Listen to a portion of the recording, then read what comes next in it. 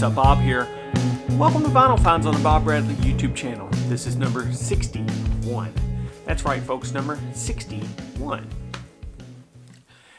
Christmas has come and gone. It was pretty great this year. Good times with the family and lots of great food, and I even got some records. Before I go any further on to that, I did get my mom a turntable for Christmas. She asked for a nicer table, and I got her a really nice Fluence table. So, yeah, that was exciting. But she got me some records, and I guess we'll start there. I have never owned any Mo-Fi records. I don't know, go figure.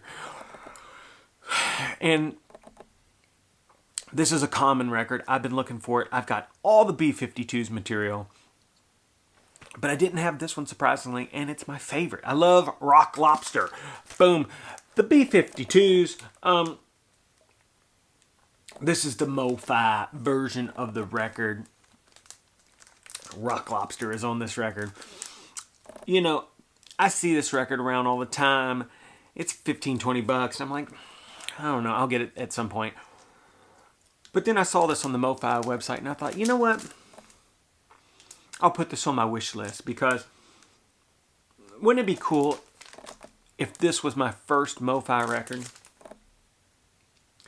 And she got it for me, the B-52s. Now, she also got me this. Boom, Bill Evans, Jim Hall, Undercurrent. Talk about a beautiful record. Beautiful jazz guitar. The unparalleled piano playing of Bill Evans. This insanely intriguing cover. The whole thing, this is Mo-Fi, $27 on the site. If you don't have it, this is an expensive and hard to get record. I would suggest this. This sounds amazing, by the way. And just look at this cover. It's on this Mo-Fi thing here. The question is, was this my first Mo-Fi record, or was this my first Mo-Fi record? I'm going to go with the Bill Evans. I saw it first when I opened the package, so. But I got those two. I was really stoked about that. Really happy. I had to put my Tone Poet buying on hiatus because I had a big wish list for Christmas, just so people wouldn't have to stress about what to get me. And I had all the Tone Poets listed on there that I didn't own, and I didn't know who was going to buy me what, so I couldn't buy any. But I did get one. Boom. Donald Byrd's Chant. Look at this cover. You know, I'm more sax than trumpet, but this is a great record. A burning record, even. Pepper Adams, Herbie Hancock, Teddy Robinson, Doug Watkins, Donald Byrd's Chant. Donald Byrd, what a guy. Love his records. It's on that familiar Blue Note label. Yep. Tone Poet series, we all know them. They're fantastic, and I am super stoked to say that they are continuing the Tone Poet series in 2020. The list looks incredible, okay, in April, right after my birthday. Lee Morgan's The Cooker. I'm super excited about 2020's Tone Poet selection. I'll put the list up, maybe. I'm really stoked on that. So, but anyhow, the grand finale of Christmas for me was this. Are you ready? Bam! That's right, folks. The Tom Petty, the complete studio albums from 1994 to 2014. Here's the deal. This box is enormous. It weighs kind of a lot, and it's too big. It won't fit in a. It will not fit in a standard record crate. It will not. It won't go in there. It won't go in. It's really tall. That's the problem. And I don't know what a lot of people set these out and they look cool in the room or whatever. I don't know what I'm going to do. I might put the box away, carefully store it, and then sleeve up all the records and just put them on the shelf. But, this has She's the One, Highway Companion, Mojo, Hypnotic Eye, The Last DJ, and what is this? What is that record? Echo? Most importantly, and the reason for this record in general, this box set in general, is this. Tom Petty's Wildflowers. That's right, folks. This, to me, is my, well, I don't know how everybody else feels, but this is my favorite Tom Petty record. So, super hard to get. Came out in the time when vinyl was not the prominent format for releasing music. As a matter of fact, the original was cut from a CD. So this is the first one that was from an analog source. They didn't say from the master tapes, and I believe the reason why they didn't say that is because they want, when they finally release the deluxe version of this in the near future probably, they want to be able to say, oh, this is from the original masters and, whatever. I've got on good authority that this is from master tapes. I don't know if it was a copy of the masters or whatever, but it's from tape, and I will post in the comments Benmont saying, I will put the podcast where he talks about this record in length, linked in the comments so that you can hear what the scoop is on this. But this thing sounds incredible. Everybody knows this record. Honeybee, You Don't Know How It Feels, It's Good to Be King. All that stuff is on here. And it is a fantastic record. Now, that said, I also really love this record. Mojo. Yeah. If you haven't seen the Tom Petty documentary about the making of Mojo, I will link that as well. It is fantastic. A lot of it revolves around the fact that Mike Campbell, right? This guy here. You see him holding this 1959 Les Paul. He got this burst, and they started doing some kind of bluesy, kind of early Clapton-esque, if that's how I would describe it, things, that kind of blues breakers tone. And Tom heard Mike playing it and said, we should make a whole record like that. And boom, Mojo was born. I love this record. It's really, really good. Let's see. Highway Companion, awesome. Hypnotic Eye. I never had this, and I wanted to get it, so now I have it. I have every other Tom Petty record, and now I have all of the late stuff from 94 to 2014. So, Tom Petty box. What a gift. Mom hooked me up big time. On to the finds. Coming in hot. Boom, Cream's Disraeli Gears. Yeah, I know what you're thinking. Bob, you've got Disraeli Gears. I know, but mine was on the yellow Atco. This one is a first press on that, what do you call that, pink and tan or orange and purple? I don't know, but it's a pretty standard album. Sunshine of Your Love, Tales of Brave Ulysses, what else is on this sucker? Strange Brew, obviously.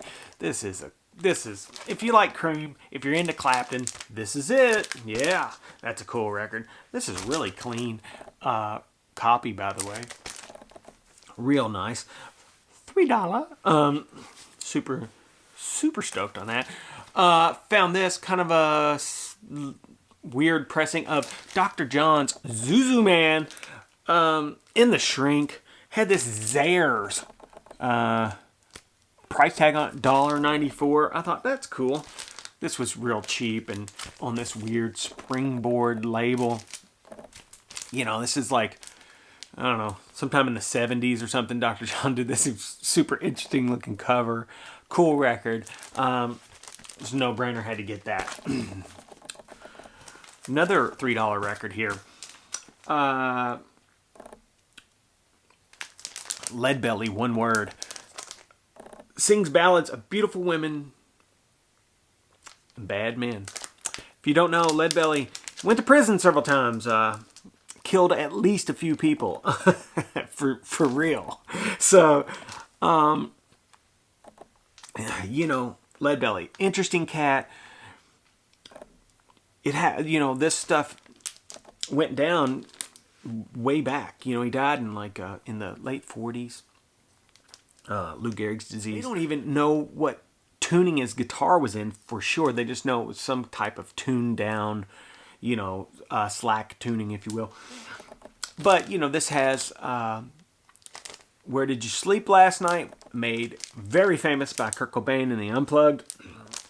This is on the Sutton label. I thought this was cool. $3, couldn't pass it up. Speaking of Nirvana, I'm going to do this how I found them, so this is how, as opposed to chronologically. Boom, came across this. Nirvana, In Utero. Yeah, I remember when this came out, like it was yesterday. Cover by Alex Gray. That's right, folks. This is a pretty cool record. It's not, when I listen to it now, it's still really good to me. Lyrically, it's okay. You know, people go hard on how the genius of Kurt Cobain, and he was a genius, and he was a great musician, but don't compare him to Lennon or anything like that, guys, please. You know, lyrically, he was pretty good. I would not describe him as a lyrical genius on, you know, the song Dumb. I mean, come on. I mean, that's not that great. I mean, All Apologies is okay. You know, this is on this David Geffen Company label. This is a reissue from several years ago. This is the Palace pressed version of the record, cut by Bernie Grundman, pressed at Palace. It's audiophile quality record, and it sounds incredible. I heard this and I thought, ooh, that sounds really good. Obviously, original copies of this are quite expensive. So, all Nirvana records pretty much. So I thought, man, that Palace copy sounds really good. So I got, boom, Nevermind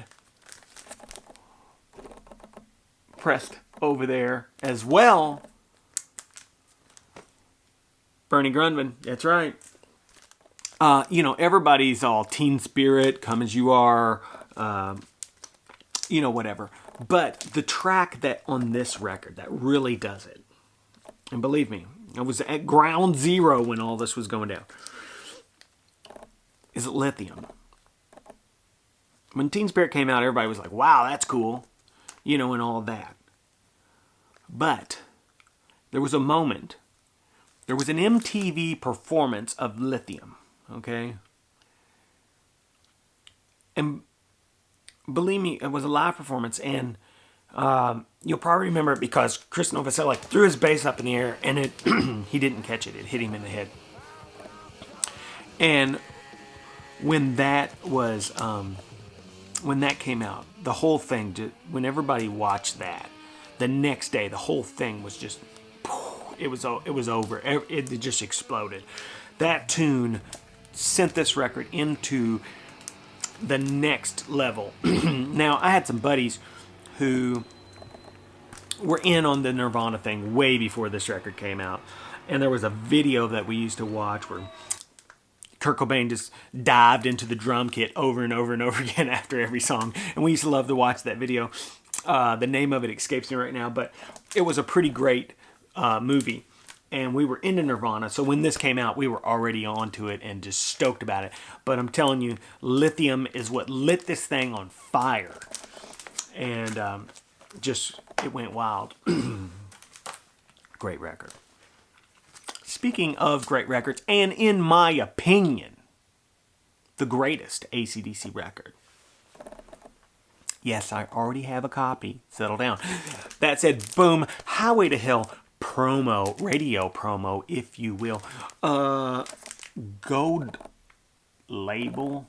It's just some record collector stuff, you know. I'm not ashamed. I'm a lot of things. I'm a guitar player, a musician, I'm an artist, I'm a this, I'm a that. And people say, oh, you collect guitars. No, I don't collect guitars. These are tools to me. I love guitars. These are much more important than something I collect, okay? These things are like an extension of me. I've been playing guitar for such a long time that I can't really put it in those terms. It makes it trivial to me. That said, I have no problem with saying I'm a record collector, okay? And record collectors are into these types of things, promo copies and whatnot. I love records. I think they're neat, and I like to look at them, and I like to have them, and I like to get, cork sniff out on all the random intricacies of the records. Sorry, it's just something I enjoy doing. And I saw this promo of Highway to Hell, the greatest AC/DC record. Let me present my case, Powerage fans, okay? Highway to Hell, what? The Girl's Got Rhythm, oh my God. Walk All Over You, what? Come on, just, okay.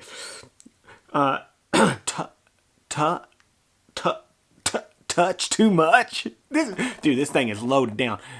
I'm not even gonna look, because the last song on side one, just made sure it was side one, is Beating Around the Bush. Have you ever heard the opening lick to Beating Around the Bush?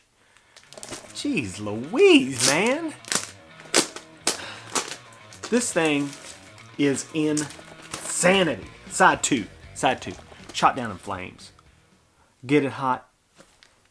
If you want blood, you got it. Love Hungry Man and Richard Ramirez, the Night Prowler's theme song, The Night Prowler. Yeah, unfortunate that this record did kind of inspire a serial killer. That said, it is, oh, look at the cover. Just look at it. It's one of the greatest covers of all time. Okay? It really is. I can't say enough about this record. Highway to Hell, AC/DC, their greatest effort ever. I don't care what anybody says. Exciting find coming in right now. I'm super stoked on this. Bam, Jimi Hendrix, Are You Experienced? Original cover. Yeah, man. Hold that tiger. Okay.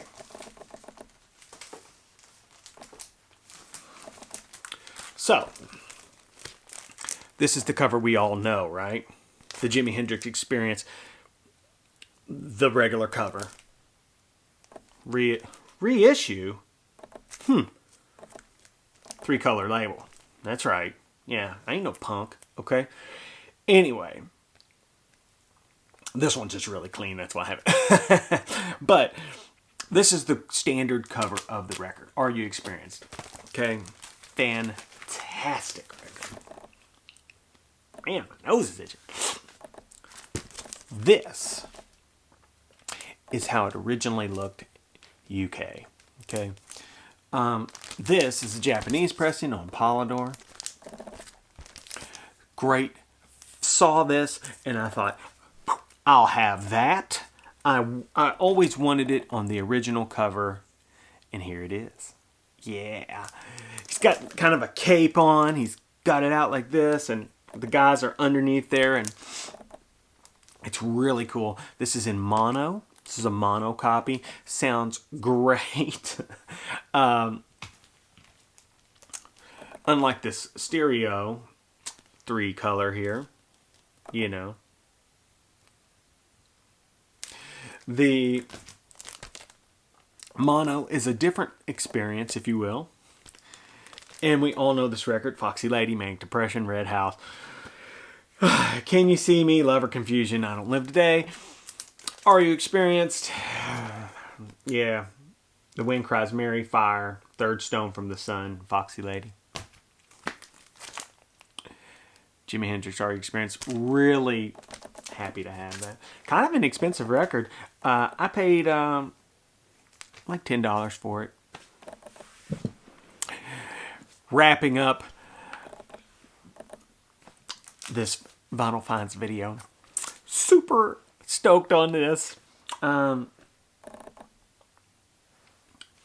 Funkadelic, self-titled. I think this is the first Funkadelic record. Look at this cover. Look at it. Typical Funkadelic material on here on the beautiful Westbound label. That's right. My Funkadelic collection draws closer to completion. Okay, so yeah, I was excited to find this in pretty good shape. Funkadelic records aren't normally in great shape. This one is pretty okay. Typical of their record. They're party records. They're funky as hell, and you know, seek these out. Listen to them on the internet. They are expensive records. They're hard to find. It's great stuff, but it is kind of, you know, it's not to everyone's taste. So, and it's different than the Parliament records. It's a little bit different than the Parliament records. You know, Bootsy is not on these records, and so it's a bit of a different flavor. Okay? But I urge you to check them out.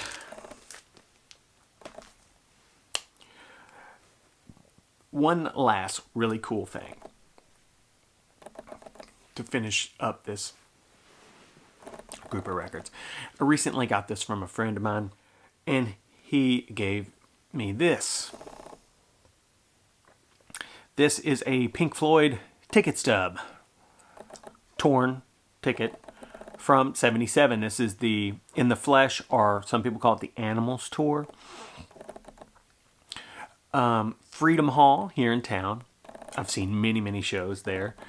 And so cool to just, you know, this is probably, you know, this is like a very cool little heirloom of the past that I am going to get one of those little clear frames and just kind of put it in there. It's a cool Louisville relic, if you will. Anyway, that's right. Me and the guys from the Condors in the System have started to record again. I just put up a video, drum track video, day one of recording.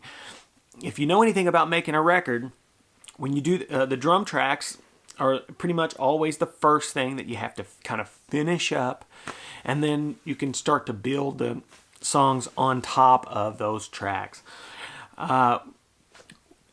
There's not a lot of me and Taco Cox playing in the video because we're isolated. So you're mostly just hearing the drums.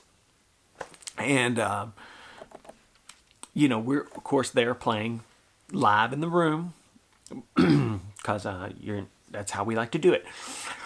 That said, on Music from the Ego Nebula, available on Bandcamp and all streaming platforms, we went to a big, huge live room because we wanted this big kind of epic, spacious sound. And since we recorded that record in 2017, you know, I'm kind of like in the ear space of more direct, in your face, kind of punchy, you know, recordings. So We opted to go for a smaller room this time. We're at the Grow Room, and it's coming along great. We have done some really fantastic stuff. I'm going to try to keep those videos short so that everybody can see them without having to invest too much time in it. But I would urge everyone to watch those because I think it's going to be pretty cool. I'm really excited about it, and perfectly in tune, perfectly out of tune. But